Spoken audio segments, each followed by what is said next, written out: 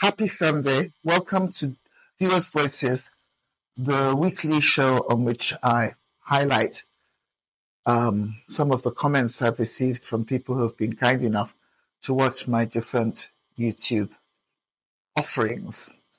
So let's start with last Friday's, not the Friday 2 days ago, the one before. Because if we did the one that was 2 days ago, we'd hardly have any comments because it was only just posted like Friday night, yeah? So let's go for the one that was posted 9 days ago. And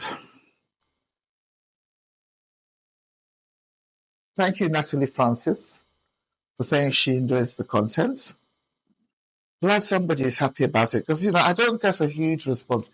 I'm not like Kim Kardashian or even some of those younger influencers who are not famous but seem to get zillions and zillions and zillions of followers. I mean, like there's a young man in Ghana who sort of roams around talking about life and stuff. He has over 1 million followers. He makes me feel very inadequate. Anyway, so thank you, Natalie. I'm so grateful for those of you who like my content.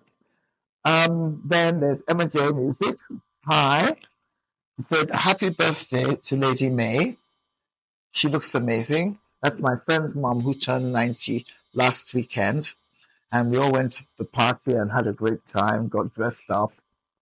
And she says it's always great to see a long-time dear friend. And then she comments on the fact that this time we have a young pope. Well, he looks pretty old to me. But then, he's probably younger than I am, actually. I'm a Catholic, and I don't even know how old he is. I need to check. And she says it's good that I'm sounding and looking upbeat and energized. Thank you for sharing. So, when you watch the video from 2 days ago, you will know why I'm glad you're saying I look upbeat and energized. Because I've had some bad news recently, and it's good that it's not too obvious. Okay? Now, then there's Renee, K-I-R-E, Renee K, oh gosh, I'm so sorry, I can't pronounce this. R-E-N-E-K-I-R-E, Renee K. Born, 4777. You know who you are. Thank you. Sorry for minding your name. You said you agree with me that the world should get bigger when you meet someone, not smaller. Now, the reason she's making this comment is because I did a little slot on Harry and Meghan. And I talked about the fact that his world has shrunk since he met Meghan. He's no longer on good terms with his relatives. She's never been on good terms with most of her relatives from what I can see. She doesn't have many friends from her younger years. He has tons of friends, and he had tons of friends till he met Meghan. And poor Prince Harry now looking very isolated, not on terms with his father, his brother. And it's really, really sad. So I compared Harry and Meghan to Charles and Jackie. It was Charles's mother who turned 90 last weekend. And his wife, Jackie, who's Australian, flew in for the party. Because Charles, like me, shuttles between here and the UK. So, and his wife flew in for the party. And there's such a sort of wonderful difference in Charles when Jackie's around. He's chilled, he's funnier, he's nicer. She brings the best out in him. And she welcomes everybody around him who's a reasonable human being. And she's just great. And Meghan's the complete opposite. I mean, Prince Harry does have some nice relatives. I know this because, believe it or not, I actually have a friend who's married into the royal family, albeit not to one of the main princes or princesses. But she is a member of that family, and she says that some of them are very, very nice. So it's amazing that Meghan couldn't find a single one to get along with. And if you remember things like her giving that very damning interview to Oprah Winfrey when Harry's grandfather was dying in hospital in his 90s, you compare that with how I think Meghan has ruined Harry's life. he may not see it that way, their fans may not see it that way, but that's how I see it. So I compared happy couples like Jackie and Charles, who were surrounded by loving relatives and friends, with Meghan and Harry, who, few friends she's picked up recently. There's just not this warm, genuine glow of a sort of like social and family circle that goes back decades. But Harry had it till she came along. Anyway, so Renee, totally agree with you. Meghan exhibits narcissistic tendencies by isolating herself and him from everyone, finding all kinds of reasons to make him join her in facing the world in a hostile way. I can't bear people like that. Then there's at JM162, who says, "Hi, Donu. Sounds like you've had a great week, and happy birthday to the venerable lady." That's the 90-year-old auntie, Charles's mum. And she says, "You're 100% correct about who you marry." Because I said, if you marry the right person, they improve your life, your behavior, your image. And if you marry the wrong person, it swings in the opposite direction. And JM162 says, "My mother has very similar characteristics to Meghan and did exactly the same thing, ostracizing my father's family and friends, as well as now my stepfather's family and friends." So obviously her mom moved from one marriage to the other and found fault with everybody around each man that she married. So I must say, JM, I'm really touched that you are confiding this information in us, sharing it, because, we can all learn, or at least empathize when we hear other people's stories. And she says that when you marry someone, you take on their circle, and unless those in the circle are totally toxic, you accept and manage contact. You're 100% right. I wish I knew you. I'm sure we could sit down for hours and talk about this issue. It really pains me because I grew up watching Harry losing his mother as a young boy, and I'm not particularly a royalist or a monarchist. He was just a public figure who had a very sad experience. I really, really hate to see him looking so neurotic and tense and not having any friends anymore, hardly any real friends anymore. And so, I'm sorry your mother was like that. But, I suppose your dad and your stepfather needed to put their feet down. Nobody should allow themselves to be controlled by another human being to that extent.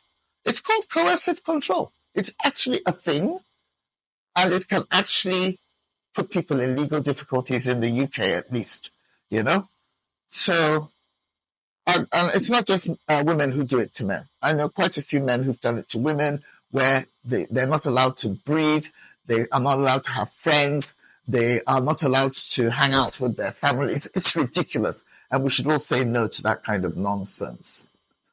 And then we have Patricia. Patricia Wask says, she's glad I went to a great 90th birthday party and had a happy time.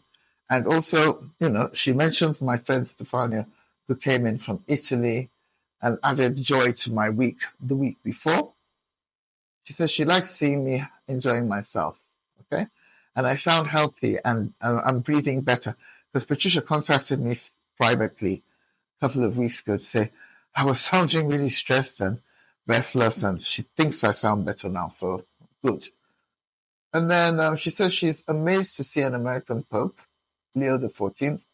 He has Italian heritage and Peruvian and Black ancestry as well. And she's very happy for His Holiness and prays for his blessings and guidance. May God bless His Holiness. Amen to that. Looks like a really, jolly, decent gentleman. Now, we go back to Meghan Markle. Patricia's take on Meghan is, she agrees with me about Meghan not being good for Prince Harry. When I find Harry's treachery towards his family, friends, and country repugnant, I agree with you. We blame Meghan too much. The boy himself is, has behaved extremely badly. Because you have to be pretty lame for anyone to come and force you to traumatize your family and diss everybody. Doesn't he And it's just unbelievable. People can never see any good. And well, clearly he did see good in his family till she came along. I know I keep on saying this, but he has to be blamed for allowing himself to be twisted into this new person who was antisocial and constantly complaining and bitter. And yeah, he definitely betrayed his family, friends, and country. And Patricia says he should man up, apologize for his greed, envy, betrayal, and lies. The envy comes in where some of us believe that Meghan poked him until he became envious of his brother William. Maybe he was always envious, but it's this thing about the person you marry bringing out the best or the worst in you.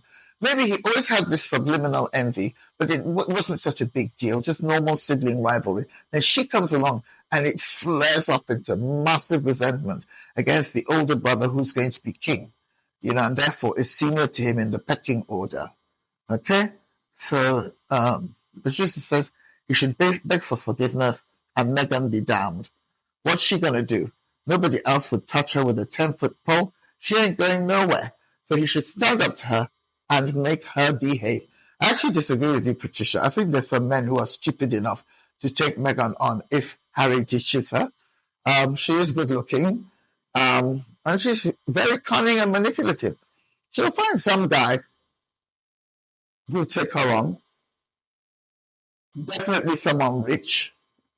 And she'll use those children as pawns against Harry and his family. Because I think we all agree that this marriage is not going to last. Well, okay. God forgive me if I'm wrong. Let's wait and see. So now let's move on to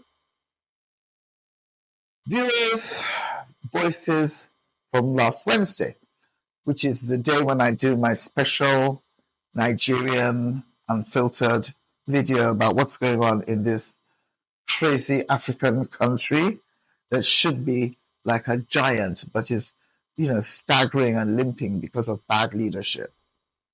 So, last week I complained about a whole bunch of politicians. So, Hess, who I suspect is my cousin, says, very well said. Symphony, who runs a really successful YouTube channel that I watch and I'm a subscriber to, says, great message. Thank you for adding value to the crusade. She's talking about Rivers State, the part of Nigeria I come from. I'm very angry with the governor and all the politicians around him, and especially with the president. So, Symphony, I'm glad you agree with me. And Patricia says, Patricia has become an expert on Nigerian politics. And she says to me, why isn't Governor Fubara fighting back? That's the governor of Rivers State. He's so lame. He's behaving like a mouse, not a man. I can't bear weak men. Which takes us back to Harry, but let's stick with this for now. I can't bear men who cannot be strong when it is necessary.